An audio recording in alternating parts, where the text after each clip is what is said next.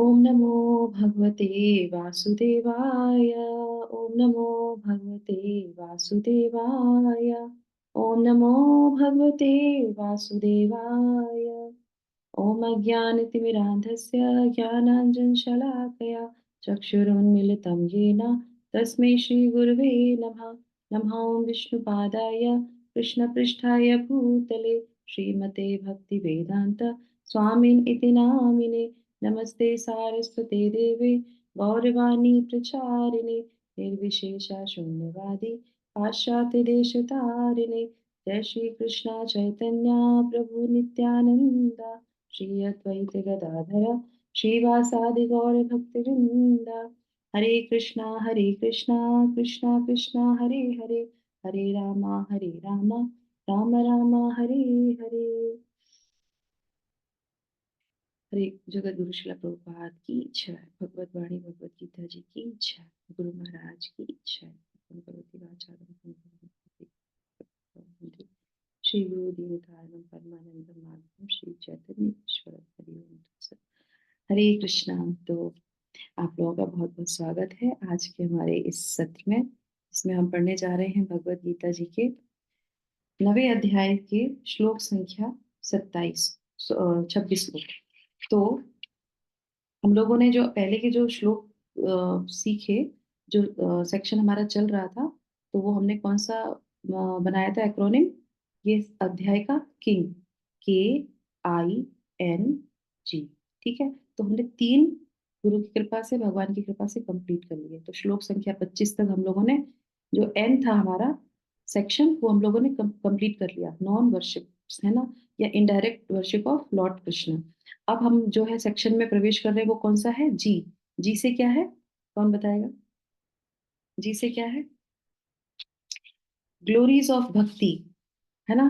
तो अब भक्ति के बारे में बताया जाएगा कि जो भगवान के भक्त है, भगवान है, भक्ति है, वो कितनी सिंपल है, इसे कोई भी कर सकता है। तो इसके बारे में यहाँ पे हम सीखना प्रारंभ करेंगे आज के श्लोक से, और ये हमारा 35 तक के श्लोकों में चलेगी। तो चलिए साथ में मिलके शुरू करते हैं। मेरे पीछे जो माता जी दोहराना चाहें वो दोहरा सकते हैं। पत्रम पुष्पम फलम तोयम, पत्रं पुष्पं फलं तोयं यो मे भक्त्या प्रयक्षति, यो मे भक्ता प्रयच्छति तदहं भक्ति उपहर्तम तदहं भक्तिम् उपहर्तुम् अश्नामि प्रयतात्मना। अश्नामि प्रयतात्मना। थैंक यू सो मच माता जी। तो बहुत सुंदर जो है हमारा ये श्लोक, बहुत फेमस श्लोक है ना। बच्चों को तो अक्सर हम लोग ये वाला श्लोक जल्दी जल्दी सिखाते हैं, पत्र पुष्पम फलम तोयम। तो इसमें भगवान क्या बोल रहे हैं? यदि कोई प्रेम तथा भक्ति के साथ मुझे पत्र, पुष्प, फल या जल प्रदान करता है तो मैं उसे स्वीकार करता हूँ। तो ये कैसे, पिछले श्लोक से इसका कनेक्शन कैसे है, या इस अध्याय में ये श्लोक की क्या महत्ता है, पहले हम उसको समझ लेते हैं। तो जैसे कि हम लोग देख रहे थे कि जो इतने सारे वर्शिपर्स होते हैं, अलग अलग तरीके से, इनडायरेक्ट तरीके से ही भगवान की पूजा करते हैं, और उसमें कोई सरलता नहीं होती, कठिनता ही होती है। और भगवान क्या कहते हैं? वो सब अविधि पूर्वक है, वो विधि तो है ही नहीं। तो फिर विधि क्या है ना। प्रश्न क्या आएगा? विधि क्या है? तो भगवान के धाम कैसे जाएं? क्योंकि लास्ट में भगवान ने क्या बोला था कि जो मेरी पूजा करता है ना, यान्ति मत्या जीनो मापी माम, तो वो मेरे पास आ जाता है। तो भगवान के पास जाने का कौन सा रास्ता है, क्या करना चाहिए, कौन सी विधि अपनानी चाहिए? तो भगवान उस विधि का यहाँ पे हमको जो है वर्णन कर रहे हैं। कौन सा? कि हमको क्या करना चाहिए? प्रेम से जो है, भक्ति के साथ मुझे पत्र, पुष्प, फल, जल प्रदान करता है तो मैं उसे स्वीकार करता हूँ। यस, सुषमा माता जी, पहला पैराग्राफ आप पढ़ लीजिए। हरे कृष्ण। श्रील प्रभुपाद की जय। नित्य नित्य सुख के लिए स्थायी आनंदमय धाम प्राप्त करने हेतु बुद्धिमान व्यक्ति के लिए यह अनिवार्य है कि वह कृष्ण भावना भावित होकर भगवान की दिव्य प्रेमा भक्ति में तत्पर रहे। ऐसा आश्रय में फल प्राप्त करने की विधि इतनी सरल है कि निर्धन से निर्धन व्यक्ति को योग्यता का विचार किए बिना इसे पाने का प्रयास करना चाहिए। इसके लिए एकमात्र योग्यता इतनी ही है कि वह भगवान का शुद्ध भक्त हो। इससे कोई अंतर नहीं पड़ता कि कोई क्या है और कहाँ स्थित है। यह विधि इतनी सरल है कि यदि प्रेम पूर्वक एक पत्ती, थोड़ा सा जल, फल ही भगवान को अर्पित किया जाता है, तो भगवान उसे सहर्ष स्वीकार करते हैं। अतः किसी को भी कृष्ण भावनामृत से रोका नहीं जा सकता, क्योंकि यह सरल है और व्यापक है। ऐसा कौन मूर्ख होगा जो इस सरल विधि से कृष्ण भावना भावित नहीं होना चाहेगा और सच्चिदानंद में जीवन की परम सिद्धि नहीं चाहेगा। कृष्ण को केवल प्रेमा भक्ति चाहिए और कुछ नहीं। कृष्ण तो अपने शुद्ध भक्त से एक छोटा सा फूल तक ग्रहण करते हैं, किंतु आभक्त से वे कोई भेंट नहीं चाहते। उन्हें किसी से कुछ भी कहीं कुछ भी नहीं चाहिए, क्योंकि वे आत्म तुष्ट हैं। तो भी वे अपने भक्तों की भेंट प्रेम तथा स्नेह के विनिमय में स्वीकार करते हैं। कृष्ण भावनामृत विकसित करना जीवन का चरम लक्ष्य है। इस श्लोक में भक्ति शब्द का उल्लेख 2 बार यह घोषित करने के लिए हुआ है कि भक्ति ही कृष्ण के पास पहुंचाने का एकमात्र साधन है। किसी अन्य शर्त से, यथा ब्राह्मण, विद्वान, धनी या महान विचारक होने से कृष्ण किसी प्रकार की भेंट लेने को तैयार नहीं होते। भक्ति ही मूल सिद्धांत है, जिसके बिना वे किसी से कुछ भी लेने के लिए प्रेरित नहीं किए जा सकते। भक्ति कभी अहेतुकी नहीं होती, यह शाश्वत विधि है। यह परम ब्रह्म की सेवा में प्रत्यक्ष कर्म है। हरे कृष्ण। थैंक यू माता जी, हरे कृष्ण। तो आगे का हम सेक्शन पढ़ेंगे, उससे पहले जैसे प्रभुपाद ने यहाँ पे क्या कहा, भगवान तो जो है बड़े प्रेम पूर्वक अगर कोई थोड़ा सा पत्ता देता है, फूल देता है, तो वो भी सहर्ष स्वीकार कर लेते हैं, और सिर्फ भक्तों से ही स्वीकार करते हैं। अभक्त से चाहे वो कितनी बड़ी चीज हो, वो स्वीकार नहीं करते, है ना। तो मैं इसके, क्योंकि सेक्शन हमारा ये तात्पर्य काफी बड़ा है, उसके बीच बीच में मैं आपको जो हमारे शास्त्रों में जो उदाहरण दिए गए हैं, या इस श्लोक से जो इतने सारे हमको उदाहरण मिलते हैं, तो हम उनको भी, या भगवान के पास टाइम कह लीजिए कि भगवान ने ये जो बोला है वो भगवान करते भी हैं। अष्टामी, जैसे हम लोगों ने पहले वाले श्लोक में सुना था कि भगवान तो जो है धारण करते हैं, भगवान आके देते हैं, तो इस तरीके से इसमें भी भगवान जो कहते हैं। तो ये जो श्लोक है हमारा, ये पूरा जो है भक्ति से ओत प्रोत श्लोक है, कि भगवान की इसमें भक्त वत्सलता दिखाई जा रही है, कितनी कितना जो है भगवान अपने भक्तों को प्रेम करते हैं, और भगवान अपने आप को कितना निम्न बना लेते हैं अपने भक्तों के लिए, सिर्फ भक्तों के लिए, है ना। तो इसी से संबंधित जो है मैं आपको यहाँ पे एक स्टोरी सुनाती हूँ कि किस तरीके से भगवान जो है, अच्छा पत्ता खा लेते हैं, पत्ते की बात तो चलो समझ में आती है ना, फूल भी खा लेते हैं क्या भगवान। तो मैं आज आपको एक स्टोरी सुनाती हूँ जिसमें भगवान फूल भी खा लेते हैं। तो कैसे होता है, तो ऐसे ही भगवान जो है अपने भक्तों के साथ, अपने मित्रों के साथ गौचारण करते हैं, आपको पता ही है ना, गौवे चराने जाते थे, और उसके बाद फिर क्या करते थे वो, सब लोग मिलके जो है पेड़ के नीचे बैठते थे, और वहां पे जाके क्या करते थे, अपने कलेवा खाते थे। तो जो जो अपने घर से जो जो बनवा के लेके आता था, वो सब कृष्ण को कहते थे, कृष्ण देखो आज मैं ये लेके आया हूँ, आज ये लेके आया हूँ। तो इस तरीके से भगवान कृष्ण जो सबका खाते थे। तो ऐसे ही है ना, उनका एक जो है सखा होते हैं, तो वो क्या लेके आते हैं, समोसा। हम्म समोसा उस समय पता नहीं होता होगा कि नहीं होता होगा, या कचौड़ी, या जो भी कुछ स्टफ करने वाली जो चीज होती थी, ऐसा वो बनवा के लेके आते हैं अपने घर से, और कृष्ण को दिखाते हैं कि देखो कृष्ण आज मैं ये लेके आया हूँ। तो कृष्ण कहते हैं हाँ मुझे चाहिए, मुझे चाहिए, मुझे चाहिए।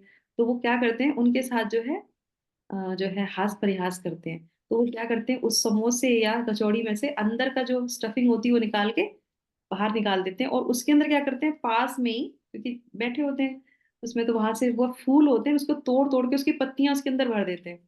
अब आप लोगों ने, अगर किसी ने आस्वादन किया है फूल का, तो फूल खाने में बहुत कड़वा होता है। कोई भी मीठा फूल आपने नहीं देखा होगा, फल मीठे होते हैं पर फूल कभी भी मीठा नहीं होता।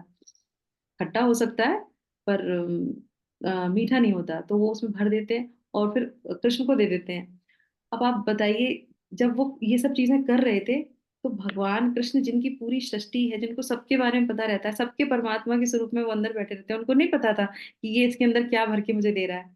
पता था ना, उन्हें पता होता है। उसके बाद भी वो क्या करते हैं, उसको लेते हैं और खाते हैं, और खा के फिर अजीब सा मुंह बनाते हैं, क्योंकि उसमें कड़वा कड़वा मुंह आती है, और वो सब जितने भी बाल गोपाल होते हैं वो सब बड़े मजे करते हैं और हंसते हैं कि अरे कृष्ण को मजा आया, किसी को कड़वा कड़वा लगा।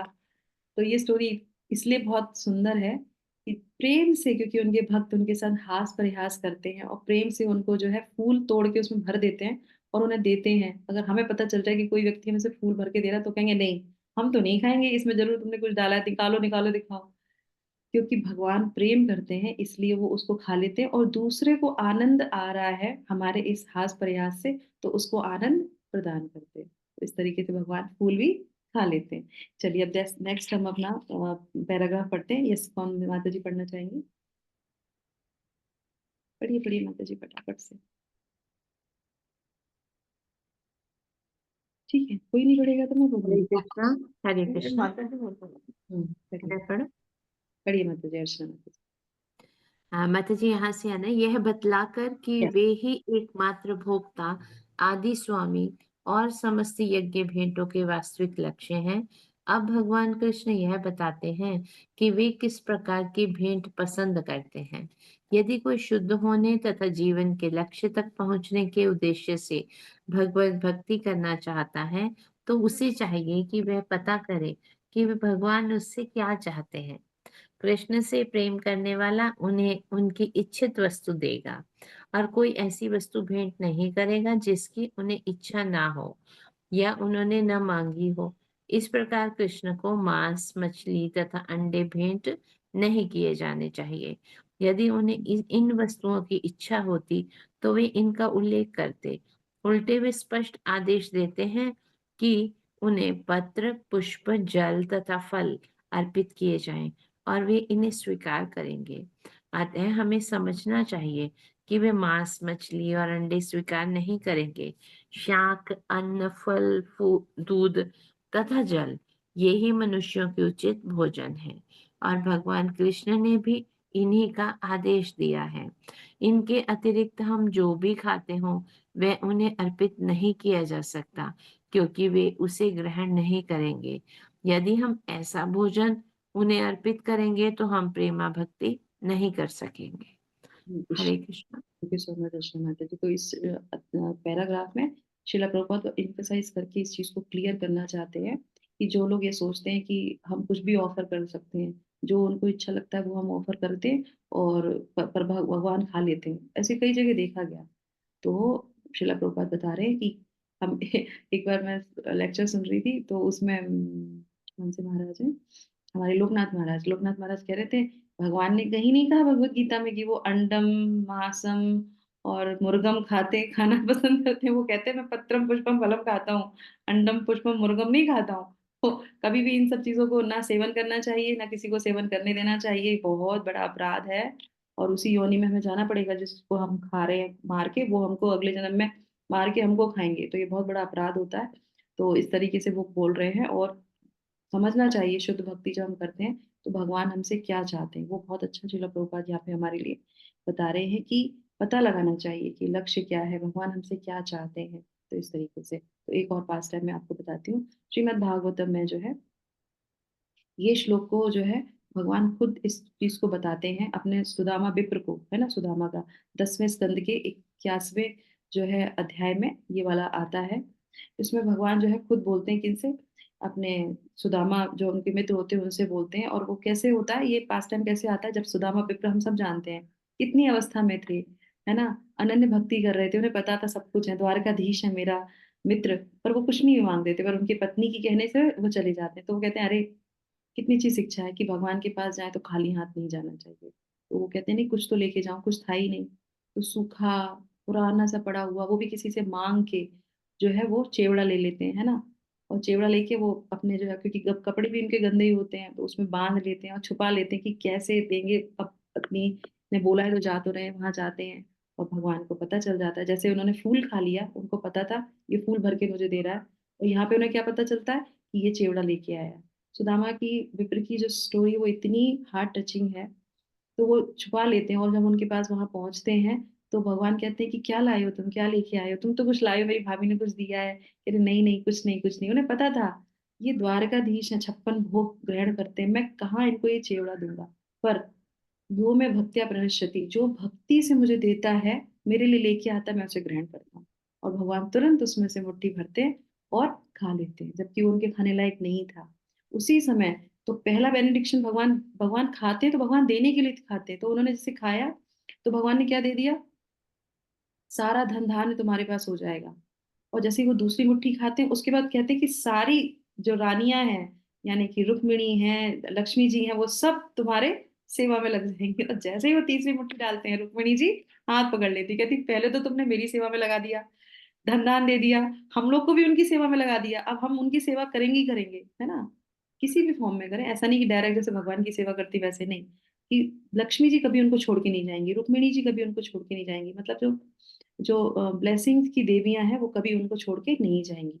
उसके जैसे ही वो तीसरी के लिए रोकते तो कहते कि अगर तुमने तीसरा खा लिया तो तुम अपने आप को भी बेच दोगे, तुम्हें उनकी सेवा करनी पड़ेगी, तुम्हें जाना पड़ेगा। तो वो रोक लेते हैं, तो तीनों ब्रह्मांड उनके हो जाएंगे, तो वहां पे वो रोक लेती हैं इस तरीके से। तो इसमें सबसे सुंदर बात यही होती है कि भगवान को प्रेम से कुछ भी आप दोगे तो भगवान उसको ग्रहण कर लेते हैं। और भगवान इसलिए ग्रहण नहीं करते कि उनको किसी चीज की जरूरत है, जैसे शिला प्रभुपाद यहाँ पे बोल रहे हैं, उन वो परिपूर्ण है, उन्हें कुछ नहीं चाहिए। भगवान हमको देने के लिए हमारा लेते हैं कि हम तुमको कुछ दे सकें, क्योंकि रेसिप्रोकेशन है ना, हमने तुमसे कुछ लिया तो हम तुम्हें देंगे। तो भगवान इसके जीवंत उदाहरण है कि हम जो तुम मुझे देते हो मैं उसके बदले में तुम्हें भर भर के देता हूँ। हम रोज प्रसाद अगर 4 रोटी लगाते हैं, अगर उसमें से 3.5 रोटी आई वापस, हम अगले दिन सोचेंगे अरे भगवान तो 2-4 खा ही लेते हैं, थोड़ा ज्यादा बना लेते हैं, है ना। अरे देते नहीं, अरे भगवान भगवान कम ही नहीं करते उस चीज को। तो ये भगवान की कितनी बड़ी प्रेम है कि वो कम नहीं करते, और वो पूरा अपना जो है खाने के बाद, लेने के बाद उसको वापस कर देते हैं। यस, हम लोग नेक्स्ट पैराग्राफ पढ़ेंगे माता जी, 3य अध्याय के 13वें श्लोक में। हरे कृष्णा। सभी को सादर प्रणाम। 3य अध्याय के 13वें श्लोक में श्री कृष्ण बताते हैं कि यज्ञ उच्छिष्ट ही शुद्ध होता है। अतः जो लोग जीवन में प्रगति करने तथा भव बंधन से मुक्त होने के इच्छुक हैं, उन्हें इसी को खाना चाहिए। उसी श्लोक में वे यह भी बताते हैं कि जो लोग अपने भोजन को अर्पित नहीं करते वे पाप भक्षण करते हैं। दूसरे शब्दों में उनका प्रत्येक और इस संसार की जटिलताओं में उन्हें बांधने वाला है।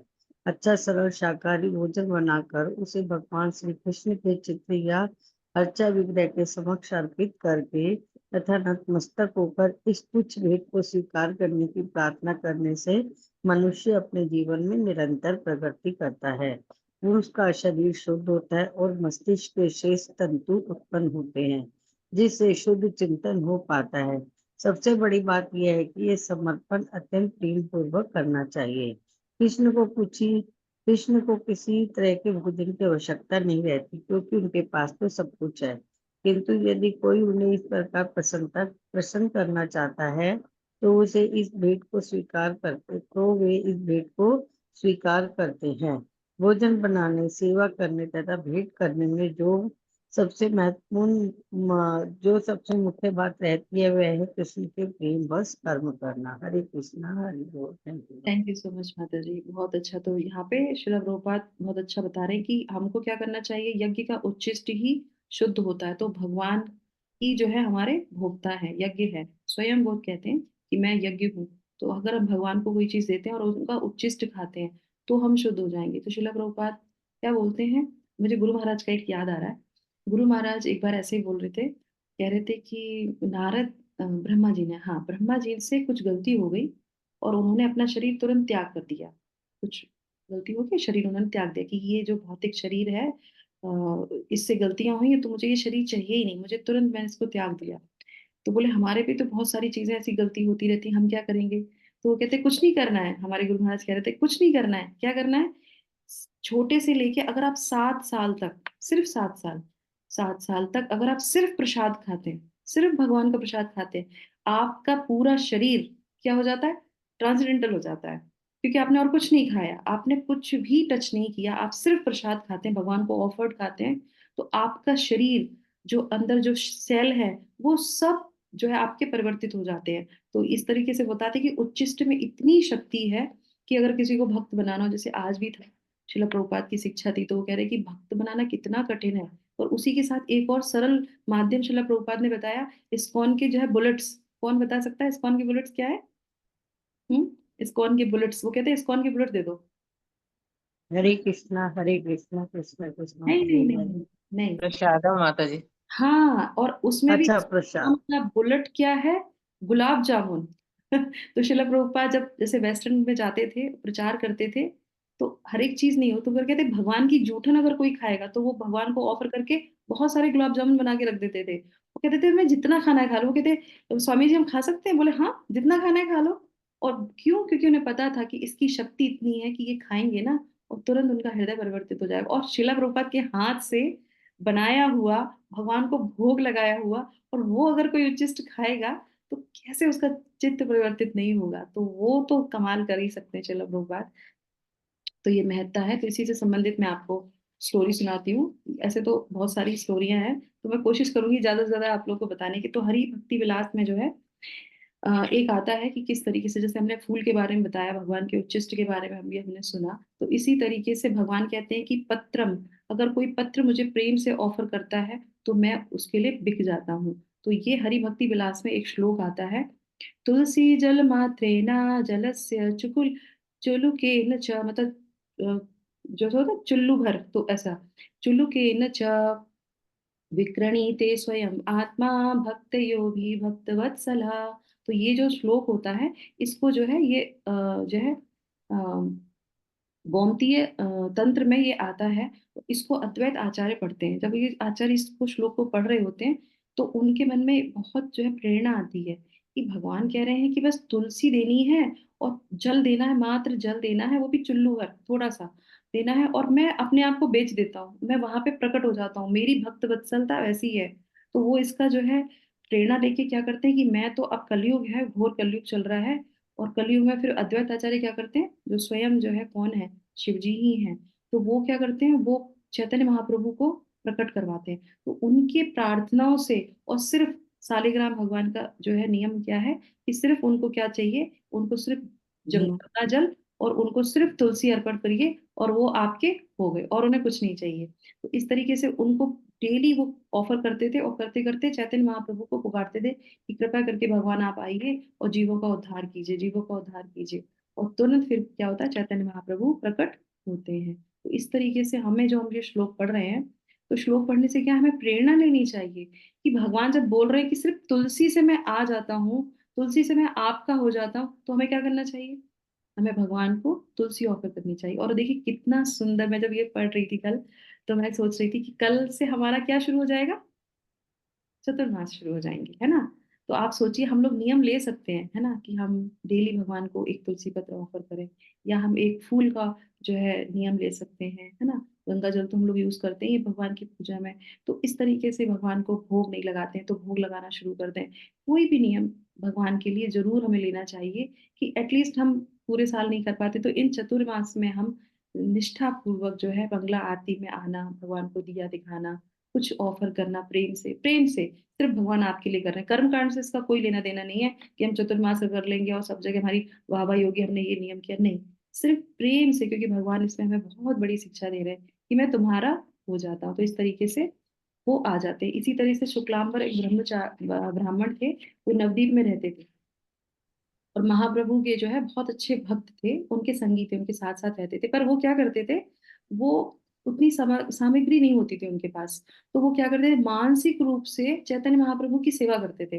जैसे महाप्रभु कहीं जाने वाले हैं, तो वो मानसिक रूप से सोचते थे कि अब महाप्रभु जाएंगे, तो रास्ते में कांटे होंगे, तो वो मानसिक में सोचते थे कि बस ये रास्ता साफ हो जाए, मैं यहाँ पुष्प बिछा रहा हूँ, यहाँ पे मैं इत्र लगा रहा हूँ, और इस तरीके से भगवान को सुगंध आए, भगवान के पैरों को कोई तकलीफ ना हो।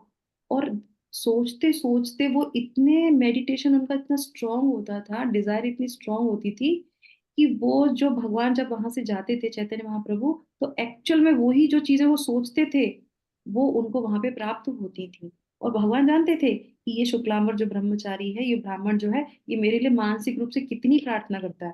तो भगवान ऐसा नहीं है, अगर मन से हम बहुत श्रद्धा से भगवान को कुछ भी ऑफर करना चाहे, अब हम शुक्लांबर ब्रह्मचारी तो नहीं है, तो हम वैसा तो नहीं कर सकते। तो जो भी हमारे पास है, जल तो सबके पास होता है, फूल तो सब लोग दे सकते हैं, तो इतनी सरल विधि भगवान बता रहे हैं, तो भगवान उसको वहां पे ग्रहण कर लेते थे। तो ये बताया जाता है, ठीक है। अब हम जो है और आगे का पैराग्राफ पढ़ते हैं, उसके बाद कुछ कथाओं के साथ हम इसको विराम करेंगे। यस माता जी। हरे कृष्ण माता जी। वे मायावादी आगे चिंतक भगवत गीता चलते से इस श्लोक का आगे अर्थ नहीं समझ सकेंगे। जो ये मानकर चलते हैं कि परम ब्रह्म इंद्रिय रहित है, उनके लिए यह या तो रूपक है या भगवत गीता के अध्यक्ष कृष्ण के मानवीय चरित्र का प्रमाण है। किंतु वास्तविकता तो यह है कि श्री भगवान श्री कृष्ण इंद्रियों से युक्त हैं और यह कहा गया है कि उनकी इंद्रियां परस्पर परिवर्तनशील हैं। दूसरे शब्दों में, एक इंद्रिया दूसरी इंद्रिया का कार्य कर सकती है। श्री कृष्ण को परम ब्रह्म कहने का आशय यही है कि इंद्रिया रहित होने पर उन्हें समस्त इंद्रियों से युक्त नहीं माना जा सकता। 7वें अध्याय में श्री कृष्ण ने बतलाया है कि वे प्रकृति के गर्भ में जीवों को स्थापित करते हैं।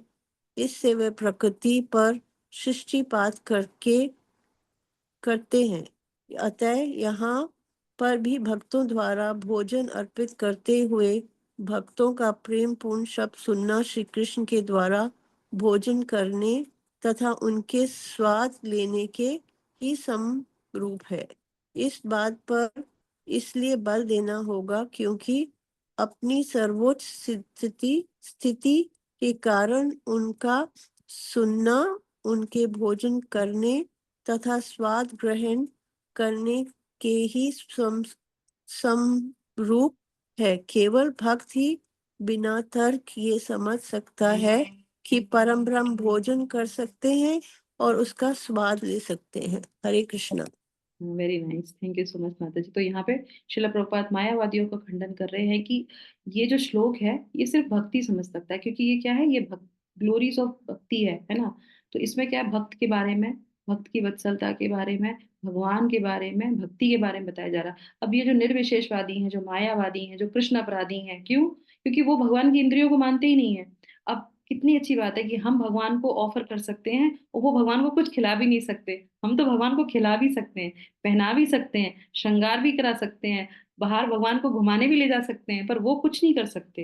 तो देखा जाए तो वो कितने शुष्क चिंतन में डूबे रहते हैं। तो यहाँ पे श्रील प्रभुपाद उसका खंडन कर रहे हैं। तो इसी तरीके से जो अभक्त होते हैं उनके लिए भगवान क्या करते हैं, तो जैसे हम लोगों ने इतनी सारी स्टोरी सुनी, तो एक स्टोरी और आपको मैं बताती हूँ।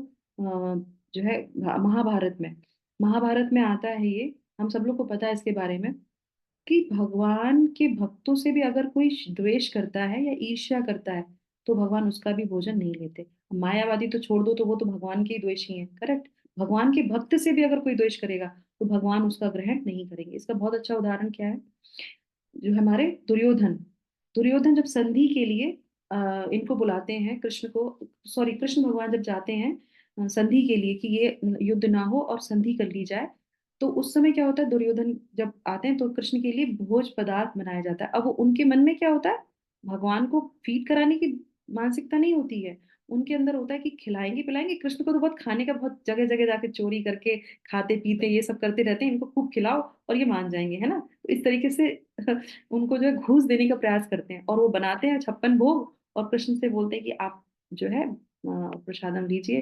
तो भगवान जो है क्या करते हैं, खा लेते हैं?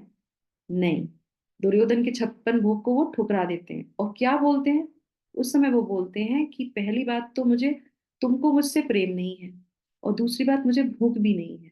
तो ये दो चीजें वो क्यों बोलते हैं, वो कहते हैं कि जो, और फिर वो ये भी बोलते हैं कि तुम मेरे भक्त से, इन पांडवों से द्वेष करते हो, और तुम अगर उनसे द्वेष करते हो तो तुम मेरे भी द्वेषी हो। तो तुम जब उनके साथ अच्छा व्यवहार नहीं कर सकते तो मैं तुम्हारे घर भोजन नहीं करूंगा और मैं नहीं खा सकता। तो इस तरह से वो बोलते हैं। तो बहुत अच्छी शिक्षा भगवान देते हैं कि जो द्वेष करते हैं उनको भगवान कभी भी कुछ भी जो है 56 भोग लगा दो। जैसे जगन्नाथ जी के में वो आया ना, जो है ब्राह्मण जो वो आते हैं, वो कहते हैं कि 1 लाख रुपए की ऑफरिंग में कुछ भी भगवान को खिला दो। भगवान कहते हैं इतना अहंकार, मैं तो बिल्कुल नहीं खाऊंगा। फिर वो उसको रिटर्न में ऐसी चीज देते हैं कि वो उनको पूर्ण कर ही नहीं पाते हैं। तो इस तरह से भगवान अहंकार व्यक्ति को, अहंकार तो दुर्योधन में बहुत था ही, तो अहंकारी होंगे, द्वेष करेंगे, भक्तों से द्वेष करेगा तो भी भगवान उसकी कोई भी चीज ऑफर स्वीकार नहीं करते हैं। तो इसी तरीके से जो है देवर्षि जो है नारद जी भी जो है प्रचेताओं से यही बात कहते हैं। इसी संदर्भ में वो क्या कहते हैं कि जो भगवान के भक्तों का तिरस्कार करता है, भगवान उसकी किसी भी बहुमूल से बहुमूल चीज हो उसका वो तिरस्कार कर देते हैं, वो कभी भी उस चीज को नहीं लेते हैं। तो इसलिए हमें क्या करना चाहिए, जैसे आज की शिक्षा में भी था कि हमको जो है अपने आप को शुद्ध करने का प्रयास करना चाहिए। अगर हम शुद्ध नहीं होंगे तो फिर हम भगवान को ऑफर नहीं कर सकते। हमें किसी की जलन होगी, कुड़न होगी, तो भगवान उस चीज को नहीं लेंगे। सरलता से, शुद्धता से अगर कोई करेगा तो हो सकता है। तो इसी तरीके से जो है आगे जो है भगवान क्या बताते हैं, एक और दो दो मैं आपको बहुत सुंदर सा एक उदाहरण और बताती हूँ, और फिर हम यहाँ पे इसको विराम करेंगे। मैंने तो बहुत सारे लिख रखे हैं, पता नहीं मैं बता पाऊंगी कि नहीं, पर ये श्लोक इतना सुंदर है। तो ऐसे ही जो है प्रियत आत्मा जो शब्द आया है उससे रिलेटेड है। रघुनाथ दास गोस्वामी जो है, तो वो एक बार क्या हो रहे थे, चावल खा रहे थे। वो चावल इतनी लो कैटेगरी का था, तो उसमें जो है भगवान वहां पे आते हैं, चैतन्य महाप्रभु, वो जल्दी से उसको उठाते हैं और खाने लगते हैं। तो वो कहते हैं नहीं नहीं महाप्रभु, ये आपके खाने लायक नहीं है। तो भगवान क्या कहते हैं, रघुनाथ दास गोस्वामी जो इतने अमीर थे पर अंदर से इतने सॉफ्ट थे, इतने सरल थे, द्वेष नहीं करते थे, अहंकार नहीं था, तो वो जो खा रहे होते हैं सस्ते वाले चावल, तो वो कहते हैं कि तुम्हें पता है रघुनाथ, ये जो चावल मैंने खाया है ना, ये तो मुझे वैकुंठ में भी नसीब नहीं होता। भगवान की प्लेट में से निकाल के भगवान खा लेते हैं। तो भगवान ये क्यों बता रहे हैं कि भगवान खाते हैं, भगवान बोल रहे हैं मैं खाता हूँ, मैं लेता हूँ, तो भगवान लेते हैं। और उसके बाद ऐसे नित्यानंद प्रभु जो है चावल लेके छोटा गोपीनाथ आते हैं, और आपने कभी नहीं देखा होगा कि जब जो 56 भोग खाने वाले भगवान हैं, और वहां पे वो चावल के साथ क्या देते हैं, कुछ होता नहीं है, तो वो इमली के जो पत्ते होते हैं उसकी चटनी बनाते हैं, और इमली के चटनी के साथ, पत्तों की चटनी के साथ वो चावल को ऐसे प्रेम से खाते हैं। वो कहते हैं आहा, इससे अच्छा तो वो हो ही नहीं सकता। क्यों? क्योंकि भगवान के भक्त उनको दे रहे हैं। तो वो चावल जो है इमली की पत्ते की चटनी के साथ उसको बड़े प्रेत आत्मा से, बड़े प्रेम से जो है उसको खाते हैं। क्यों? क्योंकि वो इतने शुद्ध लोग हैं, वो प्रेम से जो देते हैं भगवान उसको खा लेते हैं। तो इसी तरीके से जो है गोप कुमार, ऐसे ही गोप कुमार जो है बृहद भागवतम में आता है कि वो एक बार जब भगवान के धाम में होते हैं भगवान के साथ, तो राधा रानी, हम सब जानते हैं राधा रानी भगवान को डेली, इतने अनादि काल से भगवान को डेली भोग बना के दे रही हैं, और कभी भी कोई भी रेसिपी रिपीट नहीं करती हूँ। तो एक बार वो लड्डू बना के लेके आती हैं और उनको भगवान को देती, तो भगवान ऐसे मुंह बना लेते हैं तो वो कहते हैं क्यों, अच्छा नहीं लगा? और फिर वो अपने गोप कुमारों को दे देते हैं, लो तुम खा लो। तो वो खाते हैं, कहते हैं, और उनको अष्ट सात्विक विकार आ जाता है तो भगवान का जो उच्चिष्ट है, भगवान तो लीला करते हैं, और वो उन भक्तों को क्या महसूस होता है कि अरे ये भगवान का जूठन इतना सुंदर है, कितना भाव से भरा हुआ है। तो हम जब भगवान का प्रसाद लेते हैं तो लोग कहते हैं ना, अरे इसमें तो कितना स्वाद है। अरे वो स्वाद किसी का नहीं है, वो भगवान की जो लार है ना, वो लग गई है, इसलिए वो इतना स्वादिष्ट हो गया है। तो इस तरीके से जो भक्त होते हैं वो भगवान की लार का, वो जूठन का आस्वादन लेते हैं। तो इसी तरीके से जो है यस, तो इस तरीके से हमने ये सुना। अब मैं लास्ट में जो है आपको एक शिला प्रभुपाद का, इसमें और भी है, अभी उसको नहीं जाएंगे क्योंकि हमारा टाइम पूरा हो गया। तो हमारे लिए जो है शिक्षा कितनी अच्छी है वो ये है, हम शिला प्रभुपाद के एक छोटा सा क्लिप में आपको सुनाऊंगी। क्योंकि ये पूरा जो हमने सेक्शन पढ़ा तो उससे हमें यही शिक्षा मिलती है कि हमको प्रेम से भगवान को, जो हमारे पास है उसको भगवान को अर्पित करना चाहिए, और अब भगवान उसको अवश्य ही लेते हैं। और अगर हम अपने आप को शुद्ध कैसे करेंगे, तो हम भगवान की जब जूठन खाएंगे तो उससे हमारा हृदय साफ होता रहेगा। ठीक है, तो मैं अभी आपको एक छोटी सी क्लिप सुनाती हूँ, बहुत ही महत्वपूर्ण है, इंग्लिश में है, ध्यान से सुनिएगा, बहुत इंपॉर्टेंट है, और हमारे सबके लिए श्रीला प्रभुपाद की ये शिक्षा है। इस श्लोक की मैंने बड़ी मुश्किल से ढूंढ के आप लोगों के लिए खास निकाली है। ठीक है, तो बताइएगा अगर आप लोग को सुनाई दे रहा हो, क्योंकि ये ऑडियो भी है, वीडियो तो नहीं है इसमें कुछ। आवाज आ रही है? आवाज आई थी? नहीं माता जी। Yeah, नहीं। real thing is bhakti. What you can offer to Krishna, everything belongs to Krishna. What you have got, what is your value, and what is the value of your things? It is nothing. Therefore, the real thing is bhaktya. Real thing is your feeling. Krishna, kindly take. I have no qualification. I am most rotten fallen. But I have brought this thing for these things. This will be accepted. Don't be puffed up. Always be careful. You are dealing with Krishna. That is my request. Thank you very much. धीमांग भक्त्या प्रसिद्ध. हरे Krishna. Real thing is bhakti. हरे कृष्ण, सुनाई दिया था आप लोगों को? Yes माता जी। Yes, Mataji, feelings are most important. Important. तो शिला प्रभुपाद आप देखिए कि वो रोने लगे बोलते बोलते, क्या बोल रहे थे कि जब हमें भगवान को ऑफर करना चाहिए, तो भगवान शिला प्रभुपाद ने हमें क्या सिखाया कि जब हमें ऑफर करें तो भगवान से प्रार्थना करनी चाहिए कि अभी यार मोस्ट फॉलन सोल, मैं बहुत अधम हूँ। पर एक्चुअली में देखा जाए तो हमारी क्या क्वालिफिकेशन है कि भगवान को कुछ खिला सकते हैं? नहीं। तो वो कहते हैं कि मोस्ट फॉलन सोल हूँ मैं, और जो कुछ भी है वो आप ही का तो है, बस मैं आपको अर्पण कर रहा हूँ, आप इसको स्वीकार कर लीजिए। और शिला प्रभुपाद कहते कहते उनका गला रुद्ध हो जाता है। तो ऐसे ही जो है भागवतम में भी आता है ये बात। उसमें कहते हैं कि जो भक्त प्रेम से, जैसे इसमें श्लोक में भी हमने तात्पर्य में भी सुना था, कि जो भगवान को प्रेम से कुछ अर्पण करते हैं, चाहे वो अगर कुछ गा रहे हो, जैसे कोई भी चीज आपको अच्छी लगती है और भगवान को आप अर्पित करते हैं, चाहे कैसा भी हो, और बोले बोलते बोलते अगर उनका गला रुद्ध हो जाए और वो दे दें, भगवान उसी समय वहां पे प्रकट हो जाते हैं। और ऐसा बोला जाता है शास्त्रों में कि अगर जैसे अभी आपने भगवान को ऑफर किया और तुरंत अगर दूसरा व्यक्ति आया और वो ऑफर करने लगा, तो भगवान क्या कहते हैं, मुझे अभी भूख लगाई है तुरंत। तो भगवान तुरंत आके उसका भी ऑफरिंग ले लेते हैं। तो पहली चीज क्या है, भाव से, फीलिंग से, भक्तिया से हमको भगवान को ऑफर करना चाहिए, और करना ही चाहिए, क्योंकि हम इतने अधम हैं, हमारे गुरुजनों के कारण, शिला प्रभुपाद के कारण आज हम ये सीख पा रहे हैं कि हमें भगवान को ऑफर करना चाहिए, भगवान को भोग लगाना चाहिए। तो हमें ये जरूर करना चाहिए। हमारे गुरुजन हमको ये आज्ञा देते हैं। और जो है भगवत गीता में भगवान खुद कहते हैं कि मैं उसको लेता हूँ। तो अगर तीसरा व्यक्ति कहता है कि भगवान नहीं खाते हैं, उसको कहने दो। गुरु कह रहे हैं भगवान खाते हैं, भगवान कह रहे हैं कि मैं खाता हूँ, तो तीसरा व्यक्ति अगर कहता है कि भगवान नहीं खाते हैं, तो तुम अपनी बात अपने पास रखो, हमें तुम्हारी बात सुनने की जरूरत नहीं है। क्योंकि हम किसकी बात सुनेंगे, हम अपने गुरु की सुनेंगे और कृष्ण की बात सुनेंगे। ठीक है, तो इस तरीके से हम ये श्लोक को धारण करते हैं। ये चतुर्मास जो शुरू होने जा रहा है हमारा, तो हमारा यही है, चाहे हमें भजन आता हो, भोजन बनाना आता हो, जो भी सेवा करनी आती हो भगवान की, वो हम भगवान को प्रेम पूर्वक अर्पण करें और अपने इस चतुर्मास को भी सफल बनाएं। सिर्फ इस श्लोक को ही अगर हम धारण कर लेते हैं चतुर्मास में, तो वो भी हमारा जो है पूरा जीवन सफल हो जाए। हरे कृष्णा कृष्णा कृष्णा हरे हरे, हरे रामा राम राम हरे हरे। जगत गुरु श्री प्रभुपाद की जय। भगवत वाणी भगवत गीता जी की जय। हरि ओम तत्सत। हरे कृष्णा। तो आप सब लोग का दिन शुभ हो, मंगल में हो, इसी कामना के साथ सत्र को हम यहाँ विराम करेंगे। कल नए प्रवेश श्लोक में प्रवेश करेंगे। Hare Krishna. Thank you so much. Hare Krishna माता जी, हरे सबका कृष्ण प्रणाम। माता जी, थैंक यू सो मच, दंडवत प्रणाम, कृष्णा सभी को माता जी, दंडवत थैंक प्रणाम। You so thank much you. सभी